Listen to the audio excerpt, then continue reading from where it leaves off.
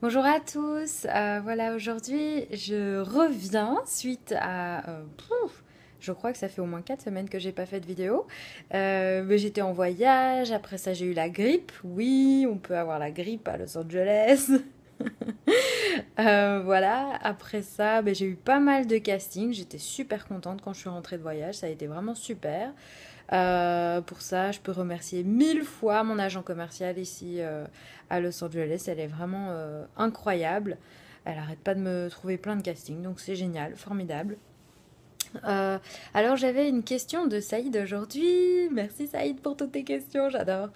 Il me demande comment ça se passe en tournage. Alors c'est vrai, c'est marrant parce que quand ça fait plusieurs années qu'on fait ce métier, on oublie un petit peu que au début, quand on connaît vraiment rien du tout, qu'on n'a jamais fait, et c'est normal, on est nouveau dans ce métier, bah, tout peut être impressionnant et on peut poser des questions sur à peu près tout.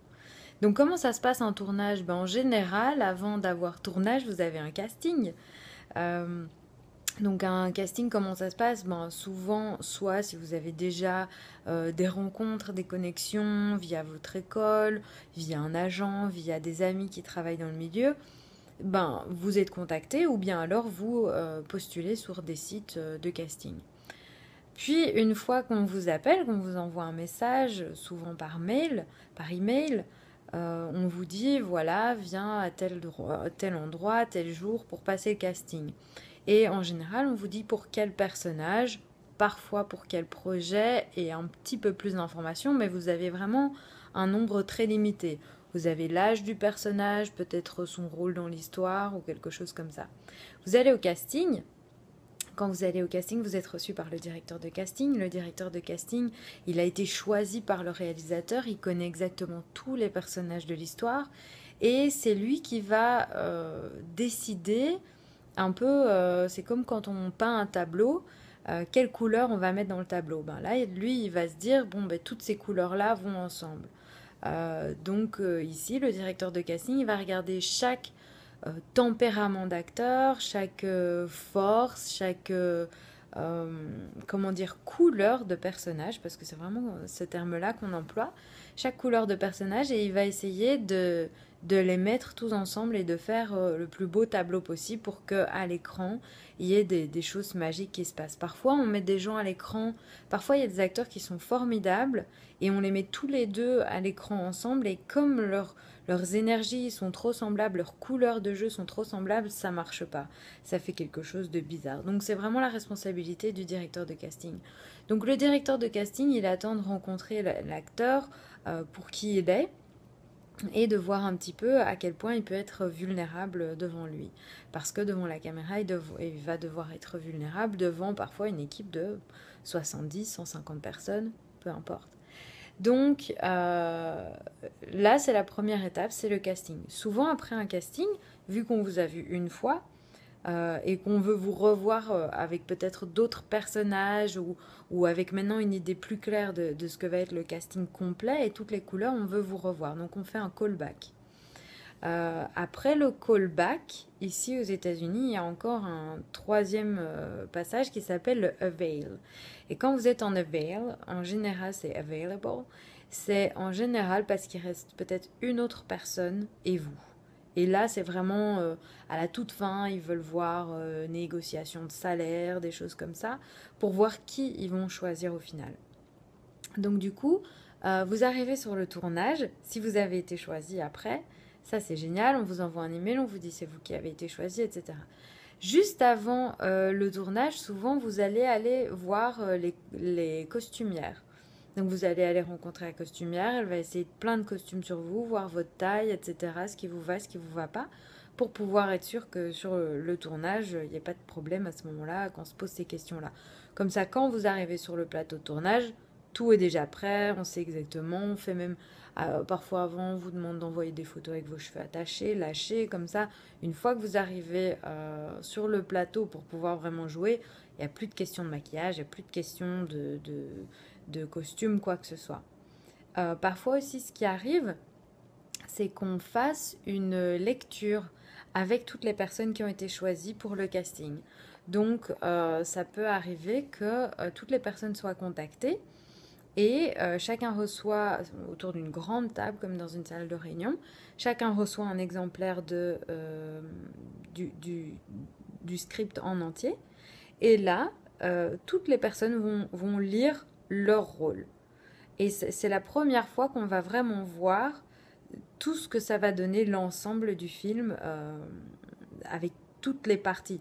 Si par exemple c'est un film de comédie musicale, il peut même arriver, vous pouvez trouver ça sur internet, c'est très facile à trouver, pour La Belle et la Bête, la nouvelle version qu'ils ont faite, vous verrez qu'il y a la lecture à table avec les personnages principaux qui font euh, l'histoire, et alors à côté vous avez aussi tous les moments chantés, tous les moments dansés dans la même pièce. Donc c'est des grosses répétitions qui prennent parfois 1 heure, parfois 5 jours selon l'ampleur du film et du projet.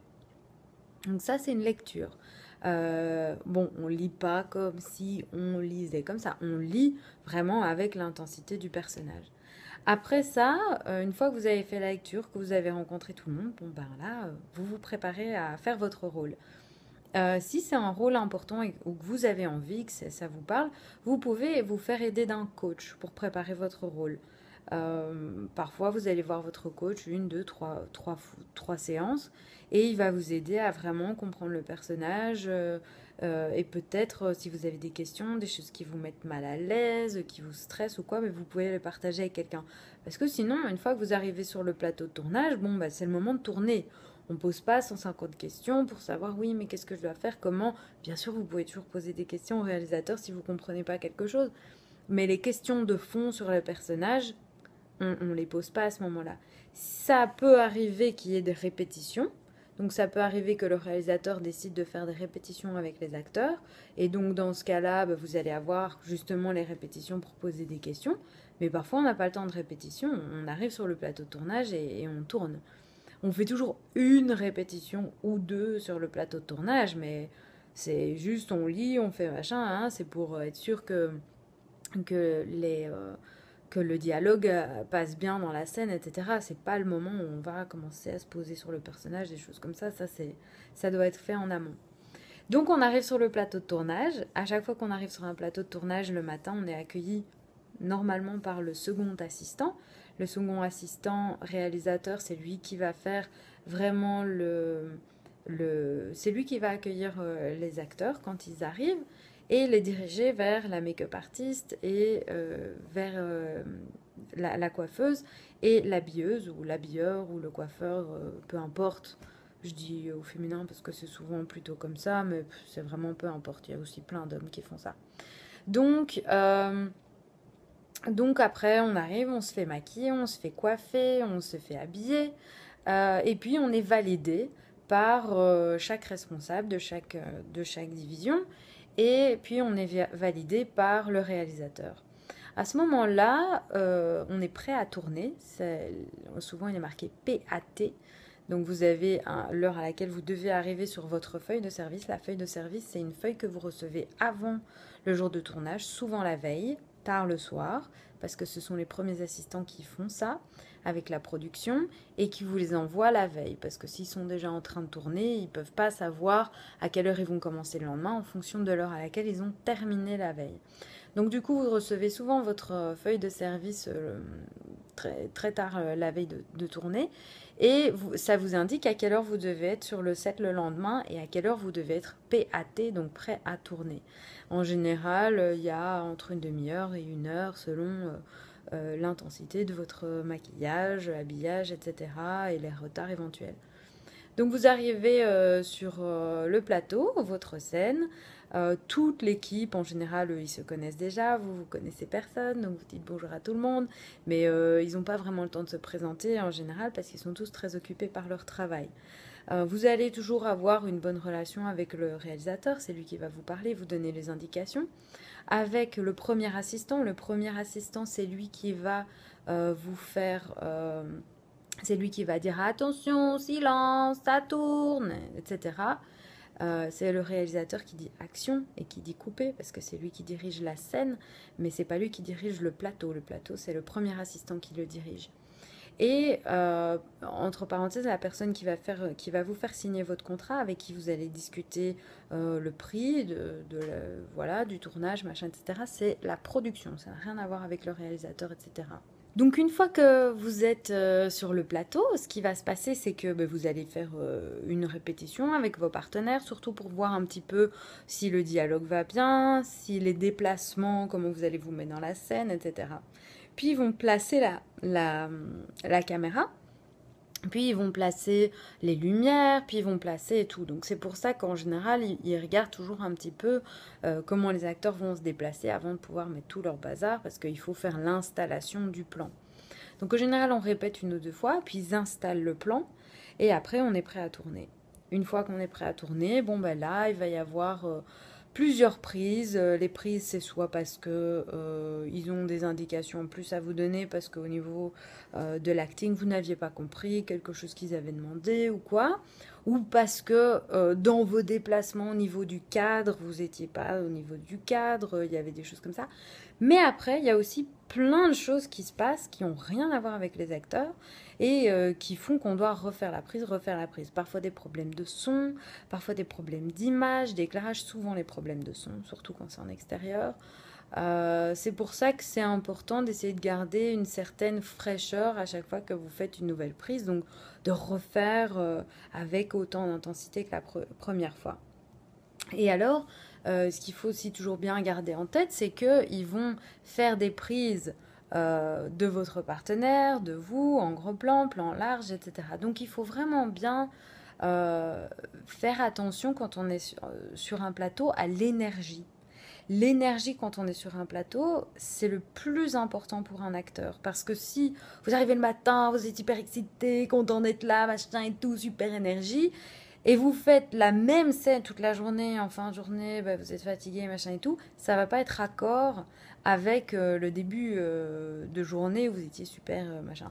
Donc, garder la même énergie sur le plateau, c'est important. Et si par moment vous avez des moments de pause, il faut bien se reposer, prendre le temps de voilà, se calmer dans un coin, recharger ses batteries un petit peu, pas s'endormir, parce que sinon, pareil, au niveau de l'énergie, quand on se réveille, on n'est plus pareil.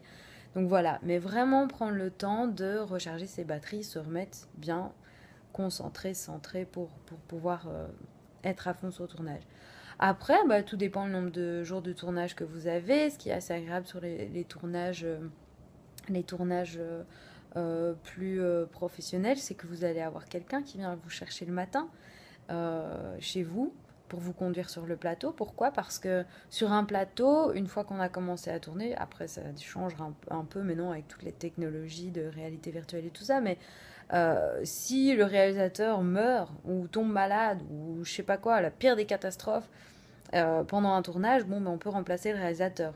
L'acteur principal avec qui on a déjà filmé la moitié du film, ça va coûter cher à tout le monde de le remplacer.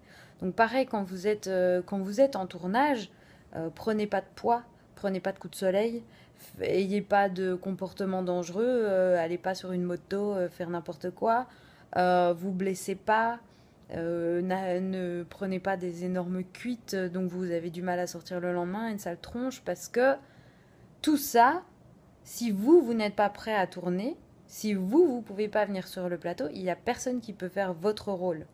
Donc c'est une énorme responsabilité, c'est pour ça que les acteurs qui sont sur des très gros films, les grands acteurs, un film va être vendu en leur nom. C'est parce que leur nom est dans le film que les spectateurs vont venir voir les personnes enfin les grands acteurs, les stars. Donc quand vous êtes un grand acteur, une star, ou même si vous êtes simplement le rôle principal d'un film, vous ne pouvez pas vous permettre de laisser tomber toute l'équipe. Pourquoi? Parce que il y a peut-être oui, une centaine de personnes, ou même 30, qui dépendent de vous pour pouvoir, ce jour-là, faire correctement leur travail et filmer le nombre de scènes.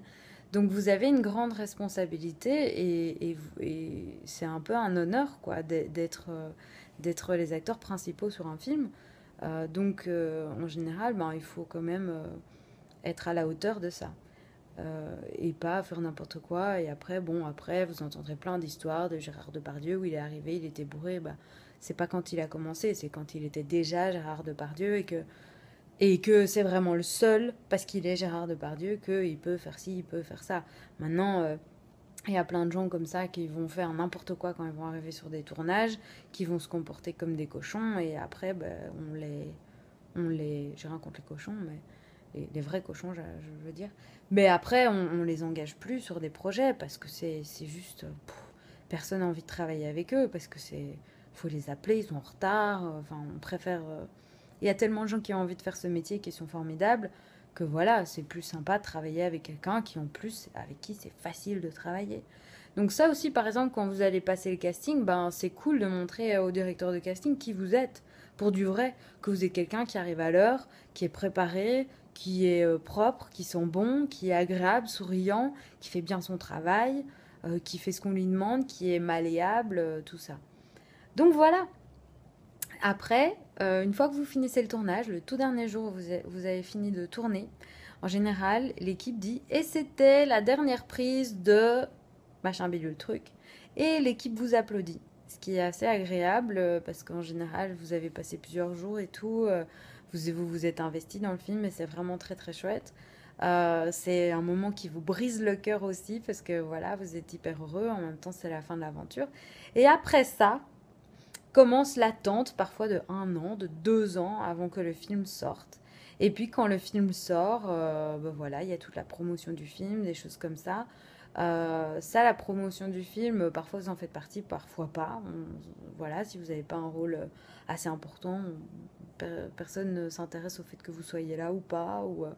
Donc voilà, et la sortie d'un film, c'est bien aussi pour vous, bah, pour aller à des festivals, pour pouvoir trouver un nouvel agent, pour démarcher des choses et faire connaître un peu plus votre travail aux gens avec qui vous aimeriez avoir de meilleurs rapports et surtout éventuellement travailler dans le futur. Voilà, j'espère que c'est assez complet. Si jamais il manque des informations, n'hésitez pas à me dire. Si vous avez envie d'avoir encore plus d'infos sur comment se passe un tournage, dans les moindres détails, là j'essaie de faire large encore. Ça fait un quart d'heure que je parle, mais voilà, avec grand plaisir. Je vous fais plein de bisous et puis envoyez-moi plein de commentaires, plein de questions, tout, j'adore. Donc voilà, à très bientôt, bisous.